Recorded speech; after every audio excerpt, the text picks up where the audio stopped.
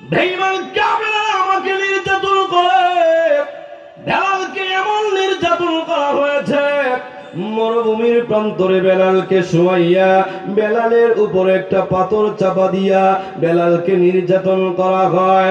বেলাল তখন বলে আল্লাহু আহাদ, পড়েন আল্লাহু আহাদ, আল্লাহু আহাদ, আল্লাহ ছাড়ার কোনো মাবুদ নাই, আল্লাহ এক, আল্লাহ ছাড়ার কোনো মাবুদ নাই। বেলাল বলে আল্লাহু আহাদ। কাফেররা বেলালকে নির্যাতন করে, বেলালের মালিক উমাইয়া নির্যাতন করে। এমনি আবু বকর সিদ্দিক রাদিয়াল্লাহু তাআলা আনহুর সাথে বেলালের সাক্ষাৎ হয়ে যায়। আবু বকর ডাক দিয়ে বলেন, বেলাল রে, এত জোরে জোরে আল্লাহু আহাদ কেন বলো? আস্তে আস্তে বললেই তো চলে রে বেলাল, জোরে জোরে আল্লাহু আহাদ না বললে কাফেররা শুনবে না, তোমারে নির্যাতন করবে না। এমনি বেলাল বলে, আবু বকর আপনি চলে যান, আমি আস্তে আস্তে বলবো। এবার আবু বকর যখন চলে যায়, আবার যখন বেলালকে নির্যাতন করা হয়, আবার বেলাল জোরে জোরে আল্লাহু আহাদ বলে। এরপরে আবু বকর জিজ্ঞাসা করে, বেলাল রে, তুমি না বললা আস্তে আস্তে আল্লাহু আহাদ বলবা, জোরে জোরে আল্লাহু আহাদ বলবা না? এমনি বেলাল বলে, আবু বকর যখন বেঈমান কাফেররা আমাকে নির্যাতন করে আর আমি যখন জোরে জোরে আল্লাহু আহাদ বলি, আল্লাহর কসম রে আবু বকর, জোরে জোরে আল্লাহু আহাদ বলার কারণে আমি বেলাল কাফেরদের নির্যাতনের যন্ত্রণা ভুলে যাই। এবার বেলালকে আজাদ করে আবু বকর নিয়ে যায়, আল্লাহর নবীর দরবারে নিয়ে যায়। ইয়া রাসূলুল্লাহ, ইয়া হাবিবাল্লাহ, ওগো নবীজি, এই যে নেন আবু বকরকে আজাদ করে নিয়ে আসলাম। আল্লাহর নবী বলেন, সাহাবীরা, আমার বেলাল নির্যাতিত হয়েছে, ইসলামের জন্য নির্যাতিত হয়েছে। আজ থেকে বেলালের এত ইজ্জত হয়ে গেল, বেলালের দাম বেড়ে গেল। আজ থেকে বেলাল মসজিদে নববীর মুয়াজ্জিন হয়ে যায়। বেলালের দাম বাড়ছে না কমছে? আরো জোরে কর, আরেকটু জোরে কর। তাহলে ইসলামের জন্য নির্যাতিত হওয়ার কারণে বেলালের দাম বাড়ছে না কমছে? এখন বেলাল মসজিদে নববীর মুয়াজ্জিন, নবীজি ইমাম, বেলাল আযান দেয়। জোরে কর না সুবহানাল্লাহ, আরো জোরে। শুধু তাই নয়, আল্লাহর নবী বলেন, আমি যখন জান্নাতের ভিতরে ঢুকবো, আমার ডান পাশে থাকবে আবু বকর, বাম পাশে থাকবে হযরতে ওমর, আর আমি থাকবো উটের উপরে আরোহণ অবস্থায়। আমার উটের লাগাম ধরে টেনে টেনে আমার সাথে জান্নাতে যাবে হযরতে বেলাল। আরো জোরে। শুধু তাই নয়, বেলাল ডাক দিয়ে কয়, বেলালের দাম এত বাড়ছে, এত সম্মান হয়ে গেছে, ওই বেলাল আজান দেয়। মদিনার মানুষেরা অভিযোগ দিল, ইয়া রাসূলুল্লাহ, বেলালের আজান আমাদের কাছে আর ভালো লাগে না, পছন্দ হয় না।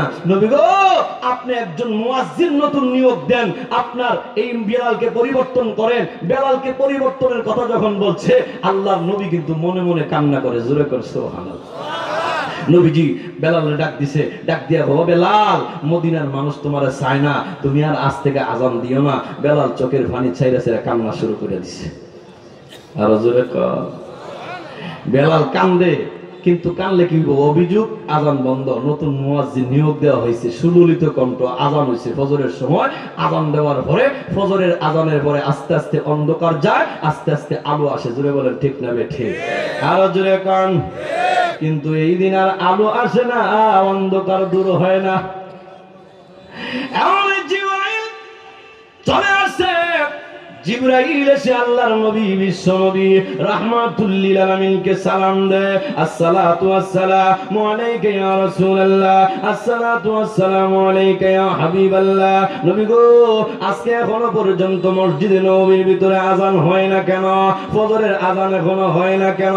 এমনি আল্লাহর নবী বিশ্ব নবী রাহমাতুল লিল আলামিন ডাক দিয়ে বলে, রে জিবরাইল, আজকে তো আরো সুন্দর সুললিত কণ্ঠের মাধ্যমে ফজরের আযান হয়েছে, নতুন মুয়াজ্জিনের মাধ্যমে আযান হয়েছে।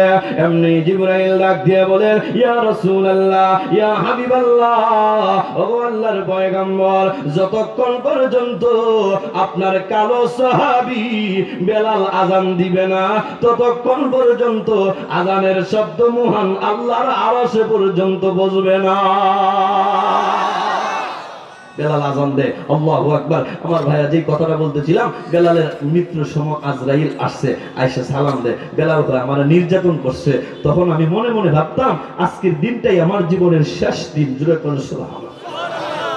আমাকে যখন নির্যাতন করে তখন আমি ভাবতাম, আজকের দিনটাই আমার জীবনের শেষ দিন, আমি শহীদ হয়ে যাব, আমি শাহাদত বরণ করব।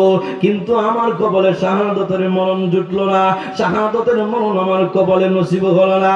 রে আজরাইল শোন, যেহেতু শাহাদতের মর্যাদা, শাহাদতের মরণ আমার কপালে নসিব হলো না, সুতরাং আজকে আমি এমন ভাবে মরতে চাই, আমি কইলাম গোলাম, আমার আল্লাহ হয়েছেন মালিক, আল্লাহ হয়েছেন মুনিব, সুতরাং আমি গোলাম, গোলামের মতো মরতে চাই। কেমনে মরতে চাই? আমি 4 রাকাত নামাজ পড়বো, 4টা রাকাত নামাজের মধ্যে দাঁড়ায় যাব।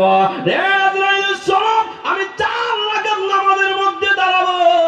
আমি যখন প্রথম রাকাত পড়বো তখন আমার শরীরের মধ্যে তুমি হাত দিও না, আমি যখন দ্বিতীয় রাকাত পড়বো তখন আমার শরীরে হাত দিও না, আমি যখন তৃতীয় রাকাত পড়বো তখন আমার শরীরে হাত দিও না, আমি যখন চতুর্থ রাকাতের প্রথম সাজদায় যাব তখন আমার শরীরে হাত দিও না। রে আজরাইল শোনো, আমি যখন চতুর্থ রাকাতের শেষ সাজদায় যখন চলে যাব, আল্লাহর কসম রে আজরাইল, আমার জান বাহির করার আগে আমি বেলাল সাজদা থেকে মাথা উঠাবো না। আমার বলেন ভাইরা, বেলালের ইজ্জত সম্মান এত বেশি কেন হয়েছিল? বেলাল নির্যাতিত হয়েছিল, ইসলামের জন্য কষ্ট করেছে। সুতরাং আজকেও যারা ইসলামের জন্য কষ্ট করবে, ইসলামের জন্য বিভিন্ন জায়গায় নির্যাতিত হবে, ইসলামের জন্য প্রয়োজন পড়লে মাথায় কাপড়ের কাপড় বাঁধবে, আল্লাহ তার ইজ্জত সম্মান বাড়ায় দিবে। যখন ঠিক না বেঠে রাজি আছেন তো? আরো জোরে নাকি জিহাদ জিহাদ জিহাদ চাই, লাগলে আমি নাই। হুজুর আপনার এই সামনে থাকে কথা বলেন, হুজুরের সামনে বাড়াইয়া দিয়া এরপরে ওই মোবাইলে টিভির সামনে বসা এরা সুন্দর অনুভব করে হুজুররা ধরছে।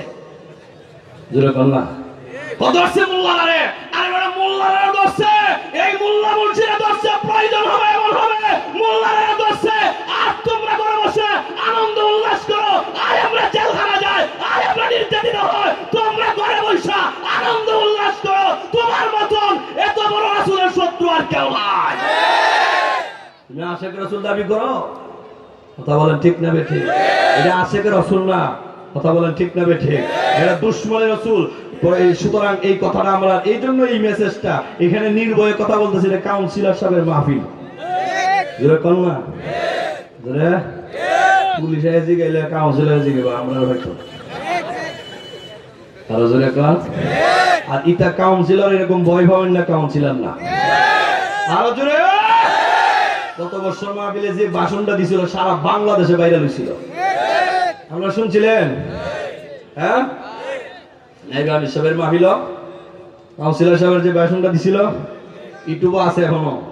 এমন ভাষণ আমি আজ পর্যন্ত বহুত নেতা দেখছি, এমন ভাষণ আমি শুনি নাই। আর এখন ঠিক না বেঠে? সুতরাং আমরা যারা যে লাইনে থাকুক না কেন, আওয়ামী লীগ বুঝি না, বিএনপি বুঝি না, জামাত ইসলাম বুঝি না, জাতীয় পার্টি বুঝি না, যারা ইসলামের বিরুদ্ধে যাবে আমরা তার বিরুদ্ধে যাব, যারা ইসলামের পক্ষে থাকবে আমরা তার পেছনে থাকবো। বলেন ঠিক না বেঠে? মাননীয় শিক্ষামন্ত্রী সহ, মাননীয় প্রধানমন্ত্রী সহ সব শ্রেণীর লোকদেরকে আমরা বলতে চাই, যারা আজকে নতুন সিলেবাস তৈরি করেছে, যে সিলেবাসের মধ্যে মুসলমানদের সন্তানগুলোরে নাস্তিক